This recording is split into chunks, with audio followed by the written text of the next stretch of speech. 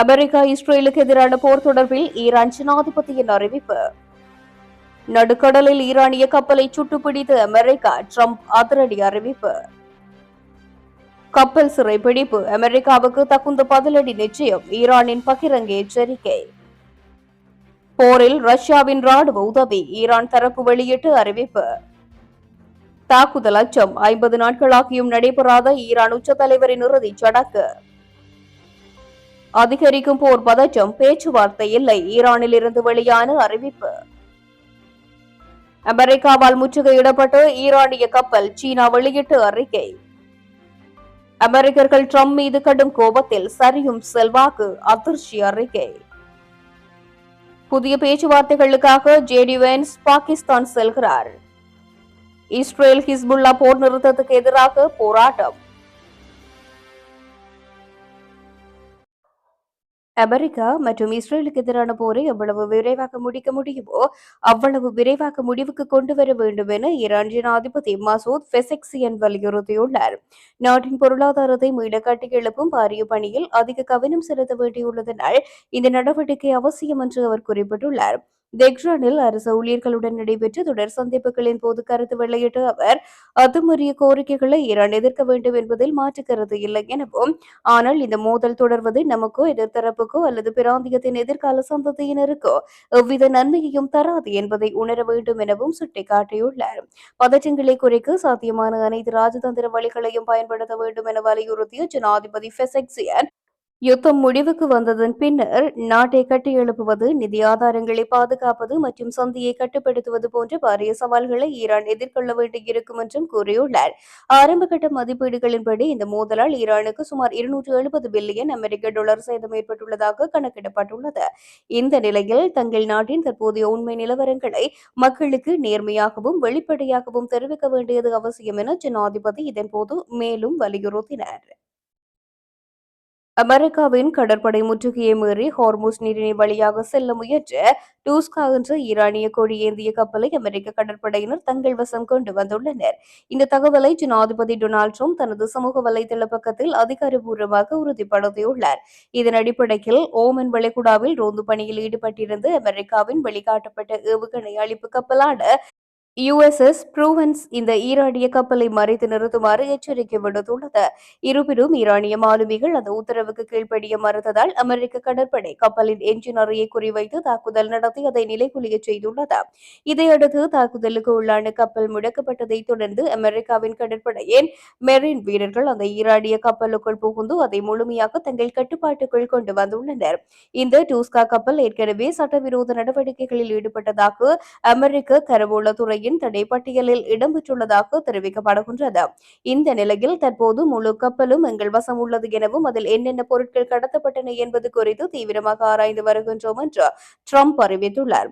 Hormuz நீரிணையை மூடுவதாக Iran அறிவித்துள்ள நிலையில் ஈரானிய கப்பலுக்கே அமெரிக்கா நெடுக்கடலில் வைத்து சுட்டு பிடித்துள்ள இந்த சம்பவம் பிராந்தியத்தில் உச்சகட்ட பதற்றத்தை உருவாக்கியுள்ளமை குறிப்பிடத்தக்கது. ஈரானிய வணிக கப்பலான டூஸ்காவை அமெரிக்க படைகள் கைப்பற்றியதை ஈரானின் ஹஸ்ரத் கதம் அல் அன்பினா ராணுவ தலைமையகம் அதிகாரப்பூர்வமாக உறுதிப்படுத்தியுள்ளது. ஓமன் கடல் பகுதியில் அமைதியாக சென்ற கப்பல் மீது அமெரிக்கா தாக்குதல் நடத்தி சட்டவிரோதமாக கைப்பற்றியதை ஆயுதம் ஏந்திய கடல் கொள்ளை என ஈரான் சாடியுள்ளது. முன்னதாக அமெரிக்க படைகளை விரட்டியடித்ததாக கூறி வந்த ஈரானிய ஊடகங்கள் தற்போது கப்பல் பறிபோனதை ஒப்புக்கொண்டுள்ளன. இந்த நடவடிக்கை சர்வதேச கடல்சார் விதிகளையும் போர் நிறுத்த உடன்படிக்கையையும் அப்பட்டமாக மீறும் செயல் எனவும் ஈரான் குற்றம் சாட்டியுள்ளது. இந்த சம்பவத்துக்கு விரைவில் தகுந்த பதிலடி கொடுக்கப்படும் என ஈரான் எச்சரித்துள்ளதால் ஓமன் வளைகுடா மற்றும் ஹார்முஸ் நீரிணை பகுதிகளில் போர் பதற்றம் உச்சகட்டத்தை எட்டியுள்ளமை குறிப்பிடத்தக்கது. ஈரான் உச்ச தலைவராக இருந்த அயதுல்லா அலி கமேனி படுகொலை செய்யப்பட்டு 50 நாட்களுக்கு மேலாகியும் அவரது உடல் அடக்கம் செய்யப்படாமல் உள்ளதாக தகவல் வெளியாகியுள்ளது. ஈரானிய அதிகாரிகள் ஒரு பிரம்மாண்டமான அரசு மரியாதையுடன் கமேனியின் இறுதிச் சடங்கை நடத்த விரும்புகின்றனர். ஆனால் அத்தகைய கூட்டத்தில் மீண்டும் அமெரிக்கா அல்லது இஸ்ரேல் தாக்குதல் நடத்தக்கூடும் என்ற அச்சம் உள்ளது. இதனால் பாதுகாப்பு கருதி இறுதி சடங்கு நடத்துவது தள்ளி போடப்படுவதாக கூறப்படுகின்றது. அதுவரை அவரின் உடல் ரகசிய இடத்தில் பதப்படுத்தப்பட்டு பாதுகாப்பாக வைக்கப்படும் என கூறப்படுகின்றது. ஈரான் மீது கடந்த பிப்ரவரி 28ஆம் தேதி அமெரிக்கா இஸ்ரேல் இணைந்து நடத்திய தாக்குதலில் போரின் முதல் நாளிலேயே அந்நாட்டின் உச்ச தலைவரான அயதுல்லா அலி கமேனி உட்பட பல முக்கிய தலைவர்கள் கொல்லப்பட்டமை குறிப்பிடத்தக்கது. ஈரான் மற்றும் அமெரிக்காவுக்கு இடையே நிலவி வரும் போர் சூழலில் ரஷ்யாவிடமிருந்து ஈரானுக்கு ராணுவ அல்லது புலனாய்வு உதவிகள் கிடைப்பதாக வெளியாகும் செய்திகளை ரஷ்யாவுக்கான ஈரானிய தூதுவர் ஹாசிம் ஜலாலி திட்டவட்டமாக மறுத்துள்ளார். ஈரானுக்கு ரஷ்யா உளவு தகவல்களை வழங்குவதாக கூறப்படுவதில் உண்மையில்லை என்றும் இதனை மேற்குலக நாடுகளை ஒப்புக்கொண்டுள்ளதாகவும் அவர் சுட்டிக்காட்டியுள்ளார். மேலும் ரஷ்யாவுடன் தற்போது நடைமுறையில் உள்ள ஒப்பந்தங்கள் அனைத்தும் போருக்கு முன்னரே கையெழுத்திடப்பட்டவை என்றும் அவற்றுக்கும் தற்போதைய மோதலுக்கும் எந்த தொடர்பும் இல்லை என்றும் அவர் தெளிவுபடுத்தியுள்ளார். இதேவேளை உலக நாடுகளின் கவனத்தை பெற்றுள்ள ஹோர்மோஸ் நீரிணையுடனான போக்குவரத்து குறித்து பேசிய அவர், அந்த நீர்ப்பரப்பு இப்போது ஒரு புதிய சட்ட முறைமையின் கீழ் நிர்வகிக்கப்படுவதாக குறிப்பிட்டுள்ளார். அதன்படி பாதுகாப்பு நடைமுறைகள் மற்றும் ஹோர்மோஸ் நீரிணையின் புதிய சட்ட விதிகளுக்கு உட்பட்டு கப்பல்கள் பாதுகாப்பாக பயணிக்க ஈரான் அனுமதிக்கும் என்றும் உறுதியாக தெரிவித்திருக்கின்றார். எனினும் கப்பல்கள் கடந்து செல்வதற்கான கட்டண விவரங்கள் குறித்து பேச மறுத்த அவர், இது தொடர்பான பல்வேறு மாற்றுத் திட்டங்களை ஈரானிய நாடாளுமன்றம் தற்போது உருவாக்கி வருவதாக தெரிவித்திருக்கின்றார். அதோடு தற்போதைய போர் சூழலால் ரஷ்யாவுக்கும் ஈரானுக்கும் இடையிலான உயர்மட்ட ஆலோசனைகள் எவ்விதத்திலும் பாதிக்கப்படவில்லை என்றும் தூதுவர் ஜலாலி குறிப்பிட்டுள்ளார். ரஷ்ட், அஸ்தாரா தொடருந்து திட்டம் மற்றும் அணுசக்தி ஒத்துழைப்பு உடன்படிக்கைகள் போன்ற இரு நாடுகளுக்கும் இடையிலான முக்கிய உட்கட்டமைப்பு திட்டங்கள் இந்த யுத்தத்தினால் சற்று தாமதமடைந்துள்ளதே தவிர அவை கைவிடப்படவில்லை என்றும் அவர் இதன் பொழுது வலியுறுத்தினார். அடுத்து புதிய சுற்று பேச்சுவார்த்தைகள் நடத்துவது குறித்து அரசாங்கத்துக்கு எந்த திட்டமும் இல்லை என ஈரான் தரப்பு அறிவித்துள்ளது. ஹோர்முஸ் நீரிணையில் ஈரான் கொடியேற்றப்பட்ட சரக்கு கப்பல் ஒன்றை அமெரிக்கா கைப்பற்றியதை அடுத்து இந்த அறிவிப்பு வெளியாகியுள்ளது.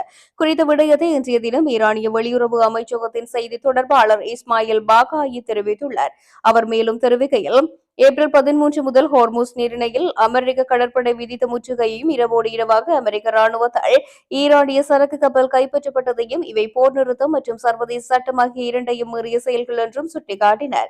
இன்று மாலை திட்டமிட்டுள்ளபடி பேச்சுவார்த்தைகளுக்காக அமெரிக்க உப ஜனாதிபதி ஜே.டி. வான்ஸ் தலைமையிலான தூதுக்குழு ஒன்றை பாகிஸ்தானுக்கு அனுப்புவதாக ஜனாதிபதி டிரம்ப் தெரிவித்துள்ளார். டிரம்பின் மத்திய கிழக்கு தூதுவர் ஸ்டீவ் விட்காஃப் மற்றும் அவரது மருமகன் ஜாரட் குஷ்னர் ஆகியோரும் இதில் கலந்து கொள்ளவிருந்தனர். போர் நிறுத்தம் காலாவதியாக 48 மணி நேரத்துக்கு குறைவான நேரமே உள்ள நிலையில் அமெரிக்காவுடனான புதிய சுற்று பேச்சுவார்த்தைகளுக்காக இஸ்லாமாபாத்துக்கு பேச்சுவார்த்தையாளர்களை அனுப்பும் திட்டம் தங்களுக்கு இல்லை என ஈரான் அறிவித்துள்ளதனால் மத்திய கிழக்கு பிராந்தியத்தில் பதற்ற நிலை அதிகரித்துள்ளது. ஈரான் கொடியேற்றப்பட்ட சரக்கு கப்பலை அமெரிக்கா வலுக்கட்டாயமாக வழிமறைத்தமை குறித்து சீனா கவலை தெரிவித்துள்ளது. இது தொடர்பில் அனைத்து தரப்பினரும் போர் நிறுத்த ஒப்பந்தத்தை பொறுப்பான முறையில் கடைபிடிக்க வேண்டும் என்று சீனா வலியுறுத்தியுள்ளது. ஹோர்முஸ் நீரிணையில் நிலவும் சூழல் உணர்திறன் மிக்கதாகவும் சிக்கலானதாகவும் உள்ளது என சீனாவின் வெளியுறவு அமைச்சக செய்தி தொடர்பாளர் குவோ குன் தெரிவித்திருக்கின்றார். சம்பந்தப்பட்ட தரப்பினர் பதற்றத்தை மேலும் அதிகரிப்பதை தவிர்த்து நீரிணை வழியாக இயல்பான போக்குவரத்து மீண்டும் தொடங்குவதற்கு தேவையான நிலைமைகளை உருவாக்க வேண்டும் என்றும் சுட்டிக்காட்டியுள்ளார். முன்னதாக ஈரானிய துறைமுகங்களுக்கான தனது முற்றுகையை மீறி செல்ல முயன்ற ஈரானிய சரக்கு கப்பல் மீது துப்பாக்கிச் சூடு நடத்தி அக்கப்பலை கைப்பற்றியதாக அமெரிக்கா தெரிவித்தது. அக்கப்பல் சீனாவில் இருந்து பயணித்துக் கொண்டிருந்ததாக கூறிய ஈரானிய ராணுவம் அமெரிக்க ராணுவத்தின் ஆயுதம் ஏந்திய கடற்கொள்ளை என்று அது அழைத்ததற்கு பதிலடி கொடுக்கும் என்றும் சூளுரைத்தது. ஈரான் மீதான போருக்கு மத்தியில் டொனால்டு டிரம்பின் செல்வாக்கு இரண்டாவது பதவிக்காலத்திலேயே இல்லாத அளவுக்கு சரிந்துள்ளதாக தெரிவிக்கப்படுகின்றது. ஈரான் மீதான போரை அவர் கையாண்ட விதத்தின் காரணமாக செல்வாக்கு 37% குறைந்துள்ளதாக புதிய என்பிசி நியூஸ் கருத்து தெரிவித்திருக்கின்றது. அமெரிக்க ஜனாதிபதியாக கடந்த 2025 ஆண்டு ஜனவரி 20 டொனால்டு டிரம்ப் இரண்டாவது முறையாக பதவியேற்றார். ஈரான் இஸ்ரேல் போரில் தலையிட்டு இஸ்ரேலுக்கு ஆதரவாக ஈரான் மீது தாக்குதல் நடவடிக்கையில் ஈடுபட்டதால் அமெரிக்காவுக்கு பாதுகாப்பு தளவாடங்களுக்கான செலவு அதிகரித்தது. மேலும் பெட்ரோல் டீசல் தட்டுப்பாடு ஏற்பட்டு அதன் விலையும் அதிகரித்தது. இது அமெரிக்கர்கள் மத்தியில் ட்ரம்ப் மீது கடும் கோபத்தை ஏற்படுத்தியது. இவ்வாறான பின்னணியில் ஞாயிற்றுக்கிழமை புதிய என்பிசி நியூஸ் வெளியிட்ட ஆய்வின் முடிவுகளின்படி அமெரிக்காவில் உள்ள வயது வந்தோரில் 63% பேர் ட்ரம்பின் பணி செயல்திறனை ஏற்கவில்லை என்றும் அவர்களில் 50% பேர் கடும் அதிருப்தியையும் வெளிப்படுத்தினர் என்றும் தெரிவிக்கப்படுகின்றது. வயது வந்தவர்களில் 61% ஈரானில் அமெரிக்கா மேலும் எந்த ராணுவ நடவடிக்கையும் எடுக்கக்கூடாது என்று தெரிவித்துள்ளதாக கருத்து கணிப்பு தெரிவிக்கின்றது. எனினும் அமெரிக்காவில் உள்ள இளம் வயதினரிடையே போருக்கான எதிர்ப்பு குறைவாக காணப்படுவதாக தெரிய வருகின்றது. ஈரானுடனான புதிய சுற்று பேச்சுவார்த்தைகளுக்கான ஒரு தூதுக்குழு பாகிஸ்தானுக்கு பயணம் செய்யும் என்று டொனால்டு ட்ரம்ப் தெரிவித்துள்ளார். திங்கட்கிழமை மாலை தனது பிரதிநிதிகள் இஸ்லாமாபாத் வந்து சேருவார்கள் என்று அவர் சமூக வலைதளத்தில் பதிவிட்டுள்ளார். சிறிது நேரத்துக்கு பிறகு தூதுக்குழுவுக்கு தலைமை தாங்குவார் என அமெரிக்க துணை ஜனாதிபதி ஜே.டி. வேன்ஸிடம் வெள்ளை மாளிகை தெரிவித்தது.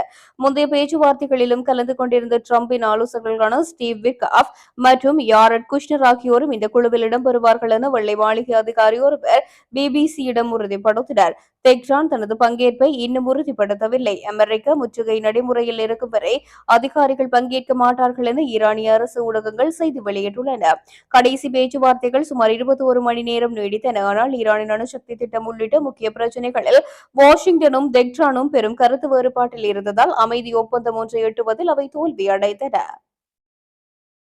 இஸ்ரேல் மற்றும் ஹிஸ்புல்லா அமைப்புக்கு இடையே அமெரிக்க ஜனாதிபதி டொனால்டு டிரம்பின் முயற்சியால் எட்டப்பட்ட 10 நாள் போர் நிறுத்த ஒப்பந்தத்துக்கு எதிர்ப்பு தெரிவித்து வடக்கு இஸ்ரேலின் கிரியாட் மோனா பகுதி மக்கள் எருசலேமில் உள்ள அமெரிக்க தூதரகத்துக்கு முன்னால் போராட்டத்தில் ஈடுபட்டனர்.